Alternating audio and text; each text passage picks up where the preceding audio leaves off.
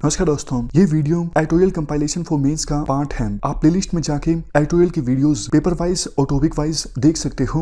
और अगर आप दिसंबर 2019 के बाद की वीडियोस को देखना चाहते हो तो वीडियो के नीचे मौजूद ज्वाइन बटन की सहायता से आप मेंबरशिप को ज्वाइन कर सकते हो। चलिए डिस्कशन स्टार्ट करते हैं। आप जीएस पेपर 2 के इस टॉपिक से आर्टिकल को कनेक्ट कर सकते हो। देखो, महामारी की सिचुएशन में विभिन्न देशों के स्कूल्स और कॉलेजेस जो हैं वो बंद हैं। तो विभिन्न देशों के स्कूल्स और कॉलेजेस ऑनलाइन माध्यम का इस्तेमाल कर रहे हैं बच्चों को एजुकेशन प्रोवाइड करने के लिए।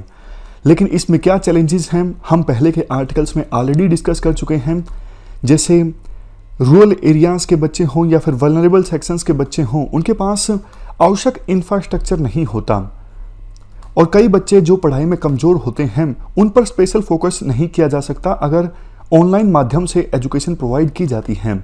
बट आज के इस आर्टिकल में राइटर के द्वारा कहा जाता है, देखो काफ़ी सारी अपॉर्चुनिटीज़ भी हैं। हमारा एजुकेशन सिस्टम पिछले कुछ सालों में ऐसा हो गया था कि लर्निंग आउटकम पे फोकस था ही नहीं, फोकस था तो डिग्रीज पे। कितने लोग पास आउट हो रहे हैं, लेकिन जो लोग पास आउट हो रहे हैं उन्होंने सीखा क्या है कॉलेज में, इस पर जोर नहीं था। अब देखो, ऑनलाइन माध्यम से जब एजुकेशन दी जाती है तो एग्ज़ाम कंडक्ट करना मुश्किल होता है। वैसे तो एग्ज़ाम अब हो नहीं सकता जैसे स्कूल कॉलेजेस में होता है।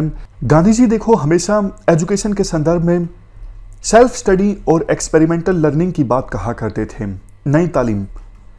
अब ऑनलाइन माध्यम से जब एजुकेशन दी जाएगी, एक प्रकार से क्या चल रहा है, सेल्फ स्टडी होगी और एक्सपेरिमेंटल लर्निंग को प्रमोट किया जा सकता है डिजिटल एजुकेशन में।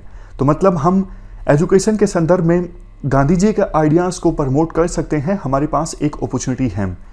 एक फ़ायदा देखो ये भी होगा, पहले कुछ लोग स्कूल कॉलेजेस जाने की सिचुएशन में नहीं होते थे, उनको मजबूरी में अपनी एजुकेशन छोड़नी पड़ती थी। लेकिन डिजिटल माध्यम से एजुकेशन प्रोवाइड की जाएगी तो वो अपने समय पर एजुकेशन प्राप्त कर सकेंगे। साथ ही साथ अगर उन्हें कुछ और करना है तो वो और भी कर सकेंगे। मतलब हायर एजुकेशन में जो इनरोलमेंट है वो बढ़ेगा जैसे जैसे एजुकेशन में डिजिटलाइजेशन का रोल बढ़ेगा। बट आपके मन में आया होगा, दिक्कत तो वही है ना कि बहुत सारे लोगों के पास इंफ्रास्ट्रक्चर है नहीं। देखो, ये स्टेट की रिस्पॉन्सिबिलिटी होनी चाहिए कि सभी स्टूडेंट्स तक मटेरियल पहुंचाए, वीडियोस पहुंचाए, उनकी अपनी लैंग्वेज में, चाहे वो वर्नाकुलर लैंग्वेज हो या फिर दूसरी लैंग्वेज हो, इंटरनेट की एक्सेस हो या फिर जो हार्डवेयर या फिर सॉफ्टवेयर चाहिए उसकी एक्सेस हो। वैसे सरकार स्कूल्स पर काफ़ी सारा खर्च करती है, लेकिन स्कूल्स पे खर्च अब कम होगा ना मेंटेनेंस पर, तो वो पैसा सरकार डिजिटलाइजेशन के प्रमोशन में लगा सकती है एजुकेशन के क्षेत्र में।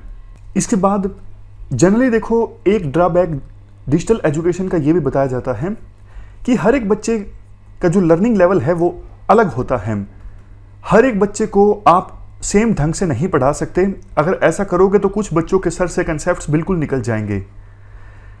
राइटर कहते हैं ये बात सच है, लेकिन आर्टिफिशियल इंटेलिजेंस का हम इस्तेमाल कर सकते हैं डिजिटल एजुकेशन में ये पता लगाने के लिए कि बच्चा कितना कुछ सीख रहा है लेक्चर सुनते वक्त। जैसे लेक्चर सुनते सुनते क्विज चल सकता है साइड में, ये एक मतलब एग्जाम्पल है। और विभिन्न स्टूडेंट्स की जो परफॉर्मेंस होगी उस क्विज में, उसके आधार पर टीचर को पता लग जाएगा कौन से जो बच्चे हैं वो अभी इस कंसेप्ट को नहीं सीख पाए हैं, तो उनको अलग से टाइम दिया जा सकता है या फिर उसी समय उनके कंसेप्ट में जो कमजोरी है उसे एड्रेस किया जा सकता है।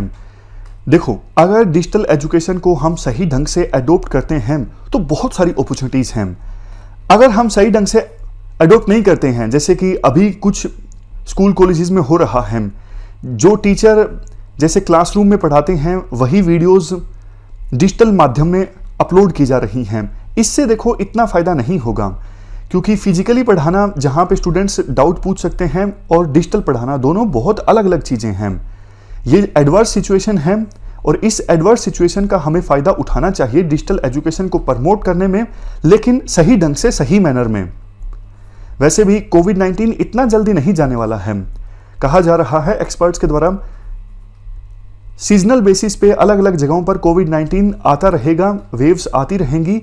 इसलिए विभिन्न स्कूल कॉलेजेस को अब अपने आप को तैयार करना स्टार्ट करना चाहिए चर्चा होनी चाहिए, उनको सीखना चाहिए कैसे बेस्ट से बेस्ट टूल्स और टीचिंग की रणनीति को अपनाया जा सकता है डिजिटल माध्यम में बच्चों को एजुकेशन प्रोवाइड करने में।